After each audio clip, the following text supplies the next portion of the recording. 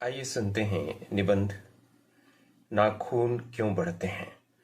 निबंधकार हैं श्री हजारी प्रसाद द्विवेदी जी। बच्चे कभी कभी चक्कर में डाल देने वाले प्रश्न कर बैठते हैं। अल्पज्ञ पिता बड़ा दयनीय जीव होता है। मेरी छोटी लड़की ने जब उस दिन पूछ दिया कि आदमी के नाखून क्यों बढ़ते हैं, तो मैं कुछ सोच ही नहीं सका। हर तीसरे दिन नाखून बढ़ जाते हैं। बच्चे कुछ दिन तक अगर उन्हें बढ़ने दें तो माँ बाप अक्सर उन्हें डांटा करते हैं, पर कोई नहीं जानता कि ये अभागे नाखून क्यों इस प्रकार बढ़ा करते हैं। काट दीजिए, वे चुपचाप दंड स्वीकार कर लेंगे, पर निर्लज्ज अपराधी की भांति फिर छूटते ही सेंध पर हाजिर। आखिर ये इतने बेहिया क्यों होते हैं? कुछ लाख ही वर्षों की बात है, जब मनुष्य जंगली था, वन मानुष जैसा। उसे नाखून की जरूरत थी। उसकी जीवन रक्षा के लिए नाखून बहुत जरूरी थे। असल में वही उसके अस्त्र थे। दांत भी थे, पर नाखून के बाद ही उनका स्थान था। उन दिनों उसे जूझना पड़ता था, प्रतिद्वंदियों को पछाड़ना पड़ता था। नाखून उसके लिए आवश्यक अंग था। फिर धीरे धीरे वह अपने अंग से बाहर की वस्तुओं का सहारा लेने लगा। पत्थर के ढेले और पेड़ की डालें काम में लाने लगा। रामचंद्र जी की वानरी सेना के पास ऐसे ही अस्त्र थे। उसने हड्डियों के भी हथियार बनाए। इन हड्डी के हथियारों में सबसे मजबूत और सबसे ऐतिहासिक था देवताओं के राजा का वज्र, जो दधीच मुनि की हड्डियों से बना था। मनुष्य और आगे बढ़ा। उसने धातु के हथियार बनाए। जिनके पास लोहे के शस्त्र और अस्त्र थे, वे विजयी हुए। देवताओं के राजा तक को मनुष्यों के राजा से इसलिए सहायता लेना पड़ती थी कि मनुष्यों के राजा के पास लोहे के अस्त्र थे। असुरों के पास अनेक विद्याएं थीं, पर लोहे के अस्त्र नहीं थे। शायद घोड़े भी नहीं थे। आर्यों के पास ये दोनों चीजें थीं। आर्य विजयी हुए। फिर इतिहास अपनी गति से बढ़ता गया।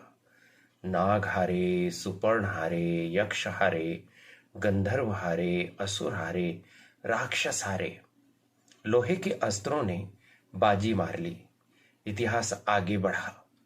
पलीते वाली बंदूकों ने, कारतूसों ने, तोपों ने, बमों ने, बमवर्षक वायुयानों ने इतिहास को किस कीचड़ भरे घाट तक घसीटा है, यह सबको मालूम है।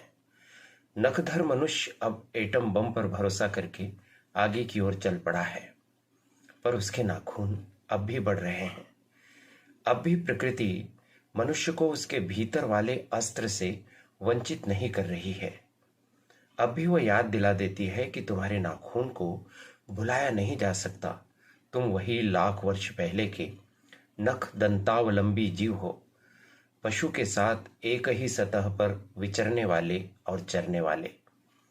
तथा किम, मैं हैरान होकर सोचता हूं कि मनुष्य आज अपने बच्चों को नाखून न काटने के लिए डांटता है। किसी दिन कुछ थोड़े लाख वर्ष पूर्व वह अपने बच्चों को नाखून नष्ट करने पर डांटता रहा होगा।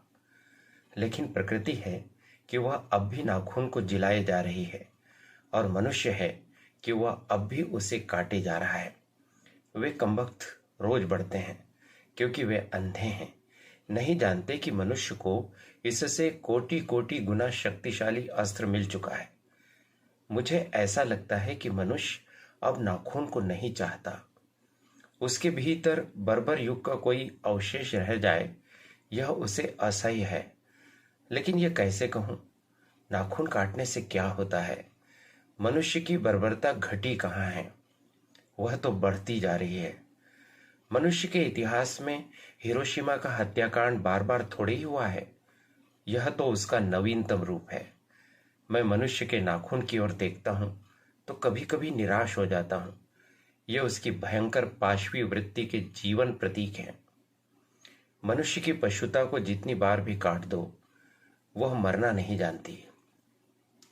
कुछ हजार साल पहले मनुष्य ने नाखून को सुकुमार विनोदों के लिए उपयोग में लाना शुरू कर दिया था।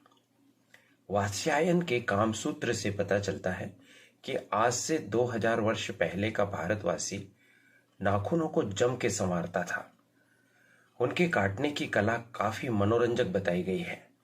त्रिकोण, वर्तुलाकार, चंद्राकार, दंतुल आदि विविध आकृतियों के नाखून उन दिनों विलासी नागरिकों के न जाने किस काम आया करते थे। उनको सिकतक यानी मोम और अलक्तक यानी आलता से यत्नपूर्वक रगड़कर लाल और चिकना बनाया जाता था। गौड़ देश के लोग उन दिनों बड़े बड़े नखों को पसंद करते थे और दक्षिणात्य लोग छोटे छोटे नखों को। अपनी अपनी रुचि है, देश की भी और काल की भी। लेकिन समस्त अधोगामिनी वृत्तियों की ओर नीचे खींचने वाली वस्तुओं को भारतवर्ष ने मनुष्योचित बनाया है। यह बात चाहूं भी तो भूल नहीं सकता। मानव शरीर का अध्ययन करने वाले प्राणी विज्ञानियों का निश्चित मत है कि मानव चित्त की भांति मानव शरीर में भी बहुत सी अभ्यासजन्य सहज वृत्तियां रह गई हैं। दीर्घ काल तक उनकी आवश्यकता रही है। अतएव शरीर ने अपने भीतर एक ऐसा गुण पैदा कर लिया है कि वे वृत्तियां अनायास ही और शरीर के अनजान में भी अपने आप काम करती है। नाखून का बढ़ना उनमें से एक है, केश का बढ़ना दूसरा, दांत का दोबारा उठना तीसरा है, पलकों का गिरना चौथा है। और असल में सहजात वृत्तियां अनजान की स्मृतियों को ही कहते हैं। हमारी भाषा में भी इसके उदाहरण मिलते हैं। अगर आदमी अपने शरीर की, मन की और वाक की अनायास घटने वाली वृत्तियों के विषय में विचार करे तो उसे अपनी वास्तविक प्रवृत्ति पहचानने में बहुत सहायता मिले। पर कौन सोचता है? सोचना तो क्या, उसे इतना भी पता नहीं चलता कि उसके भीतर नख बढ़ा लेने की जो सहज वृत्ति है वह उसके पशुत्व का प्रमाण है। उन्हें काटने की जो प्रवृत्ति है वह उसकी मनुष्यता की निशानी है। और यद्यपि पशुत्व के चिन्ह उसके भीतर रह गए हैं, पर वह पशुत्व को छोड़ चुका है। पशु बनकर वह आगे नहीं बढ़ सकता। उसे कोई और रास्ता खोजना चाहिए। अस्त्र बढ़ाने की प्रवृत्ति मनुष्यता की विरोधिनी है। मेरा मन पूछता है, किस ओर मनुष्य किस ओर बढ़ रहा है? पशुता की ओर या मनुष्यता की ओर? अस्त्र बढ़ाने की ओर या अस्त्र काटने की ओर? मेरी निर्बोध बालिका ने मानो मनुष्य की जाति से ही प्रश्न किया है। जानते हो नाखून क्यों बढ़ते हैं? यह हमारी पशुता का अवशेष है। मैं भी पूछता हूं, जानते हो ये अस्त्र शस्त्र क्यों बढ़ रहे हैं? ये हमारी पशुता की निशानी है। भारतीय भाषाओं में प्रायः ही अंग्रेजी के इंडिपेंडेंस शब्द का समानार्थक शब्द नहीं व्यवहृत होता है। 15 अगस्त को जब अंग्रेजी भाषा के पत्र इंडिपेंडेंस की घोषणा कर रहे थे, देशी भाषा के पत्र स्वाधीनता दिवस की चर्चा कर रहे थे। इंडिपेंडेंस का अर्थ है अनधीनता या किसी की अधीनता का अभाव, पर स्वाधीनता शब्द का अर्थ है अपने ही अधीन रहना। अंग्रेजी में कहना हो तो सेल्फ डिपेंडेंस कह सकते हैं। मैं कभी कभी सोचता हूं कि इतने दिनों तक अंग्रेजी की अनुवर्तिता करने के बाद भी भारतवर्ष इंडिपेंडेंस को अनधीनता क्यों नहीं कह सका। उसने अपनी आजादी के जितने भी नामकरण किए, स्वतंत्रता, स्वराज, स्वाधीनता, उन सब में स्व का बंधन अवश्य रखा।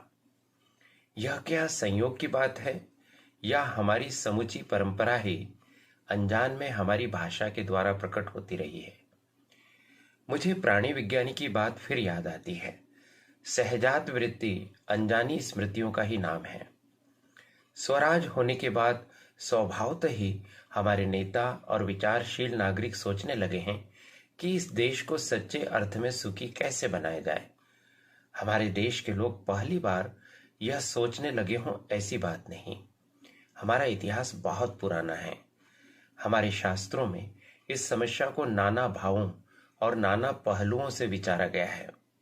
हम कोई नवसिखुए नहीं हैं जो रातों रात अनजान जंगल में पहुंचाकर आरक्षित छोड़ दिए गए हों। हमारी परंपरा, महिमामयी उत्तराधिकार, विपुल और संस्कार उज्जवल हैं। हमारे अनजान में भी ये बातें हमें एक खास दिशा में सोचने की प्रेरणा देती हैं। यह जरूर है कि परिस्थितियां बदल गई हैं, उपकरण नए हो गए हैं और उलझनों की मात्रा भी बहुत बढ़ गई है, पर मूल समस्याएं बहुत अधिक नहीं बदली हैं। भारतीय चित्त जो आज भी अनधीनता के रूप में न सोचकर स्वाधीनता के रूप में सोचता है, वह हमारे दीर्घकालीन संस्कारों का फल है। वह स्व के बंधन को आसानी से नहीं छोड़ सकता। अपने आप पर अपने आप के द्वारा लगाया हुआ बंधन हमारी संस्कृति की बड़ी भारी विशेषता है। मैं ऐसा तो नहीं मानता कि जो कुछ हमारा पुराना है, जो कुछ हमारा विशेष है, उससे हम चिपटे ही रहें। पुराने का मोह सब समय वांछनीय ही नहीं होता है। मरे बच्चे को गोद में दबाए रहने वाली बंदरिया मनुष्य का आदर्श नहीं बन सकती। परंतु मैं ऐसा भी नहीं सोच सकता कि हम नई अनुसंधित्वा के नशे में चूर होकर अपना सर्वस्व खो दें। कालिदास ने कहा था कि सब पुराने अच्छे नहीं होते, सब नए खराब ही नहीं होते। भले लोग दोनों की जांच कर लेते हैं, जो हितकर होता है उसे ग्रहण कर लेते हैं, और मूढ़ लोग दूसरों के इशारे पर भटकते रहते हैं। सो हमें परीक्षा करके हितकर बात सोच लेनी होगी, और अगर हमारे पूर्व संचित भंडार में वह हितकर वस्तु निकल आए तो इससे बढ़कर और क्या हो सकता है। जातियां इस देश में अनेक आई हैं, लड़ती झगड़ती भी रही हैं, फिर प्रेम पूर्वक बस भी गई हैं। सभ्यता की नाना सीढ़ियों पर खड़ी और नाना और मुख करके चलने वाली इन जातियों के लिए एक सामान्य धर्म खोज निकालना कोई सहज बात नहीं थी। भारतवर्ष के ऋषियों ने अनेक प्रकार से इस समस्या को सुलझाने की कोशिश की थी, पर एक बात उन्होंने लक्ष्य की थी। समस्त वर्णों और समस्त जातियों का एक सामान्य आदर्श भी है, वह है अपने ही बंधनों में अपने को बांधना। मनुष्य पशु से किस बात से भिन्न है? आहार, निद्रा आदि पशु सुलभ स्वभाव उसके ठीक वैसे ही हैं जैसे अन्य प्राणियों के, लेकिन फिर भी वह पशु से भिन्न है। उसमें संयम है, दूसरे के सुख दुख के प्रति संवेदना है, श्रद्धा है, तप है, त्याग है। वह मनुष्य के स्वयं के उद्भावित बंधन है। इसलिए मनुष्य झगड़े टंटे को अपना आदर्श नहीं मानता। गुस्से में आकर चढ़ दौड़ने वाले अविवेकी को बुरा समझता है और वचन, मन और शरीर से किए गए असत्य आचरण को गलत आचरण मानता है। यह किसी भी जाति या वर्ण या समुदाय का धर्म नहीं है, यह मनुष्य मात्र का धर्म है। महाभारत में इसलिए निर्वैर भाव, सत्य और अक्रोध को सब वर्णों का सामान्य धर्म कहा है। एतद्धि त्रितयम श्रेष्ठतम सर्वभूतेषु भारत, निर्वैरता महाराज, सत्यम क्रोध एव च। अन्यत्र इसमें निरंतर दानशीलता को भी गिनाया गया। अनुशासन पर्व 120:10। गौतम ने ठीक ही कहा था कि मनुष्य की मनुष्यता यही है कि वह सबके दुख सुख को सहानुभूति के साथ देखता है। यह आत्मनिर्मित बंधन ही मनुष्य को मनुष्य बनाता है। अहिंसा, सत्य और अक्रोध मूलक धर्म का मूल उत्स यही है। मुझे आश्चर्य होता है कि अनजान में भी हमारी भाषा में यह भाव कैसे रह गया है, लेकिन मुझे नाखून के बढ़ने पर आश्चर्य हुआ था। अज्ञान सर्वत्र आदमी को पछाड़ता है, और आदमी है कि सदा उससे लोहा लेने को कमर कसे है।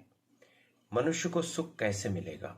बड़े बड़े नेता कहते हैं वस्तुओं की कमी है, और मशीन बैठाओ, और उत्पादन बढ़ाओ, और धन की वृद्धि करो, और बाह्य उपकरणों की ताकत बढ़ाओ।